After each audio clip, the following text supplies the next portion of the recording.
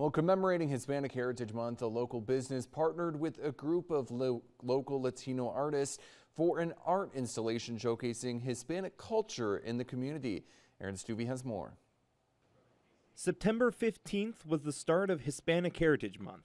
And to celebrate, the Fillin Station in Mankato partnered with a group of local Latino artists to install a display celebrating that heritage and the Day of the Dead. Lupita Lenz and Arturo Rubaldino are two photographers who documented last year's Day of the Dead festival in Mankato. And alongside Justin Eck and Selena Medellin, they decorated the coffee shop with photos and paintings representing Latin culture and say that the project provided a vital opportunity to showcase their heritage and the place that it has in the local community. The community here is really great. Just that sense of community, you know that there are other Latinos here supporting each other, supporting our art, supporting our traditions, and it's a great way to celebrate us and our culture. This is the first in a line of installations that the Fillin Station plans on hosting each season, showcasing different groups around the area. The artists say that the project was also an opportunity for them to grow as artists and be a visual beacon to members of the Latino community. Being Hispanic photographers, getting our name out there for everyone else, because you don't have that around here.